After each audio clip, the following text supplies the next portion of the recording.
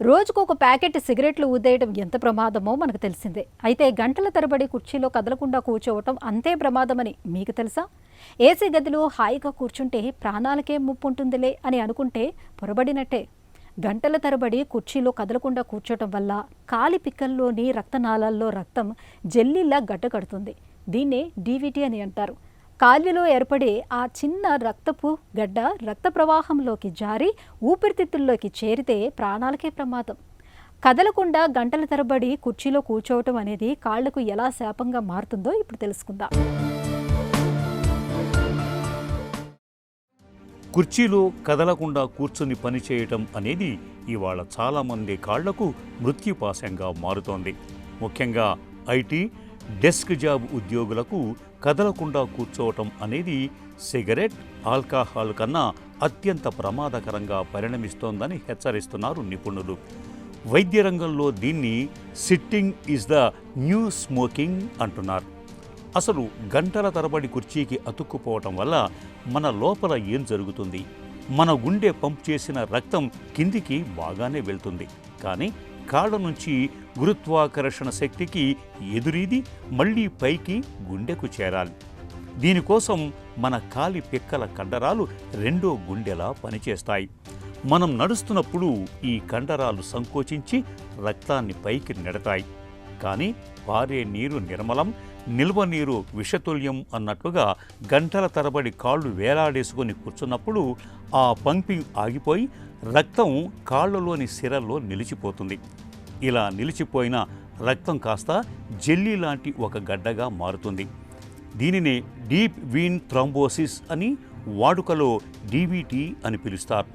American heart association తాజా అధ్యయనాల ప్రకారం కుర్చీలో నుంచి పైకి లేవకుండా 4 గంటల కంటే ఎక్కువసేపు కూర్చునే వారిలో రక్తం గడ్డకట్టే ప్రమాదం ఏకంగా 50% పెరుగుతున్నట్లు తేలింది.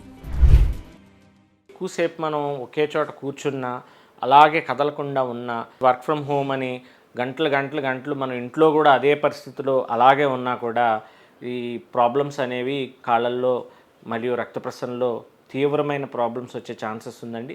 ముఖ్యంగా ఈ ప్రాబ్లమ్స్ ఏంటంటే వెరికోజ్ వెయిన్ సమస్య, డీవీటీ అనే సమస్య మరియు నర్వ్ కంప్రెషన్ సమస్యలు. ఈ మూడిటికి కారణం ఒకటే ప్రాబ్లం అండి.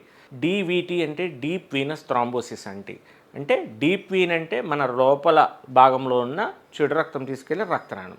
దానిలో థ్రాంబోసిస్ అంటే రక్తం గడ్డకట్టడం. సో మన కాళ్ళల్లో మెయిన్ చెడు రక్తం తీసుకెళ్లే రక్తనాళము మన బొమ్మికి దగ్గర ఉంటుంది, బోన్ దగ్గర. దీన్ని డీప్ వెయిన్ అనమాట.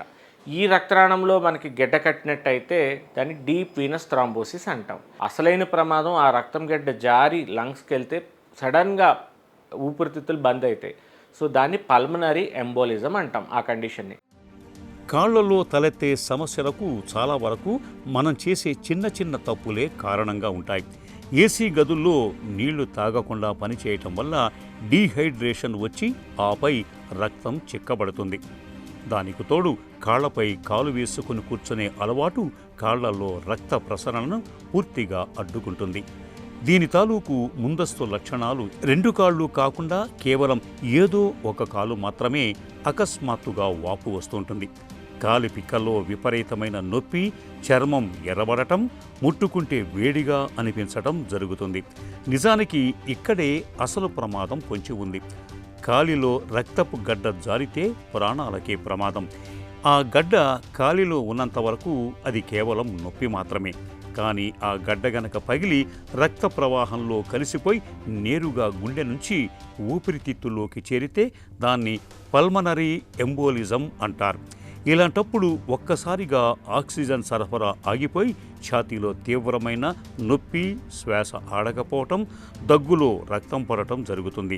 ఈ అత్యవసర పరిస్థితిలో నిమిషాల వ్యవధిలోనే మనిషి ప్రాణాలు గాలిలో కలిసిపోతాయి.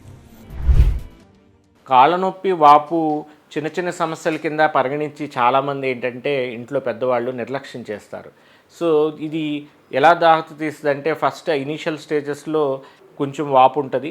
తర్వాత ఆ వాపు వల్ల ఇన్ఫెక్షన్ అయ్యి కాలు ఎర్రపడుతుంది, సెల్యులైటిస్ అంటాం. ఇది పైపెచ్చి షుగర్ ఉన్న వాళ్ళల్లో ఇంకా ఎక్కువగా చూస్తూ ఉంటాం మనం. ఇలాంటి సమస్యలు అన్నీ ఉన్నప్పుడు మనము ఫస్ట్ ఒక వాస్కులర్ సర్జన్ని కంపల్సరీ చూడాలి. ఎందుకు అంటే దీనికి కాళ్ళవాపులకి ఇతర కారణాలు కూడా మేము రూల్ అవుట్ చేస్తాం. లైక్ గుండె సమస్య ఉందా, కిడ్నీ వల్ల సమస్య ఉందా, లివర్ సమస్యలు ఉన్నాయా, ఇవన్నీ కూడా కాళ్ళు ముందుగానే గుర్తించి మీకు సిమ్టమ్స్ ఇస్తుంటాయి.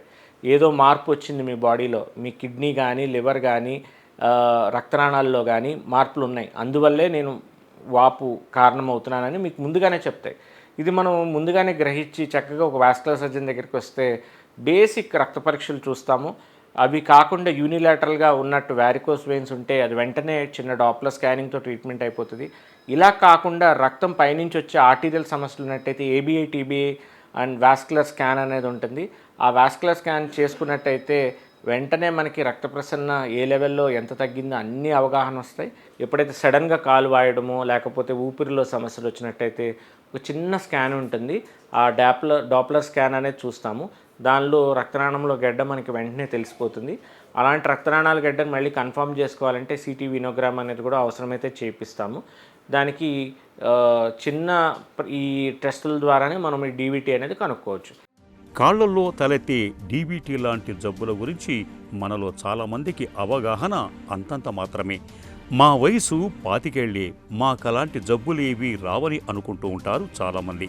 నిజానికి నేడు ఆసుపత్రుల్లో చేరుతున్న డీబీటీ కేసులో 60% మంది 30 ఏళ్లలోపు ఐటీ ఉద్యోగులే అంటున్నారు.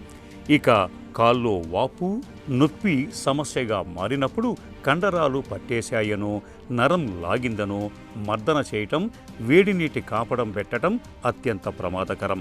గట్టిగా ఒత్తితే ఆ గడ్డ పగిలి పైకి వెళ్ళిపోయే ప్రమాదం ఉంటుంది. కాలి వాపు అనుమానాస్పదంగా ఉంటే వైద్యులు ముందుగా రక్తంలో డైమర్ అనే పరీక్ష చేస్తారు. ఇది పాజిటివ్ వస్తే వెంటనే వీనస్ డాప్లర్ అల్ట్రాసౌండ్ స్కాన్ ద్వారా కాలి రక్తనాళాల్లో గడ్డలు ఎక్కడ ఉన్నాయో కనుక్కుంటారు. ఒకవేళ ఊపిరితిత్తులోకి గడ్డ పాకిందన్న అనుమానం వస్తే సిటీ పల్మనరీ యాంజియోగ్రామ్ ద్వారా అసలు సమస్యను పట్టుకుంటారు. డీబీటీ చికిత్స ప్రక్రియ ఇప్పుడు చాలా అడ్వాన్స్డ్ ప్రక్రియలు ఇప్పుడు అందుబాటులో వచ్చినాయండి. కొత్తగా ఇప్పుడు ఏదైతే టెక్నాలజీ ఉందో యాంజియోజెట్ కానీ లేకపోతే పెనుంబ్రా డివైస్ కానీ ఫార్మకోమెకానికల్ క్లీనరెక్స్టీ అని ఇవన్నీ ఏం చేస్తాయంటే ఏదైతే ఈ రక్తనాళం గడ్డ ఉందో మనం ఒక సన్నటి సూది ద్వారా లోపలికి వెళ్ళి ఈ ఒక డివైస్ లోపలికి పంపించి మనము ఈ క్లాట్ అంతటిని బ్రేక్ చేసేసి ఆ క్లాట్ పీసెస్ని ఆస్పిరేట్ చేసేస్తాం అనమాట.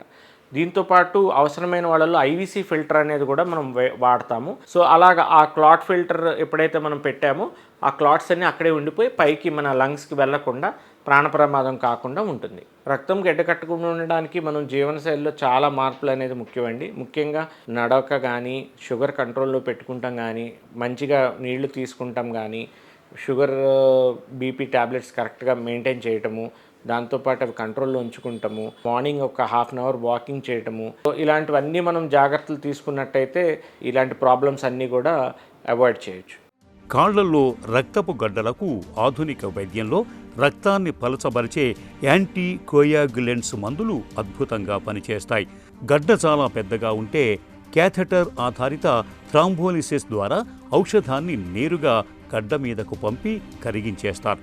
ఒకవేళ మందులు వాడలేని పరిస్థితుల్లో ఉంటే కాళ్లల్లో నుంచి గడ్డలు ఊపిరితిత్తులోకి వెళ్లకుండా అడ్డుకోవటానికి కడుపులోని ప్రధాన రక్తనాళంలో గొడుగులాంటి ఐవీసీ ఫిల్టర్ అనే పరికరాన్ని చిన్నపాటి సర్జరీ ద్వారా అమర్చుతారు. ఇక కాళ్లల్లో సమస్యల ముప్పును నివారించుకునేందుకు గంటల తరబడి కుర్చీలో కూర్చోవటాన్ని తగ్గించుకోవాలి. ప్రతి గంటకు ఒకసారి లేచి కనీసం 2 నిమిషాలు నడవాలి. కుర్చీలో కూర్చున్నప్పుడే కాలి పాదాలను పైకి కిందకి ఆడిస్తూ యాంకిల్ పంప్స్ వ్యాయామం చేయటం మేలు. అవసరమైతే కాలి కండరాలను నొక్కి ఉంచే కంప్రెషన్ స్టాకింగ్స్ సాక్సులు వాడటం మరీ మంచిది.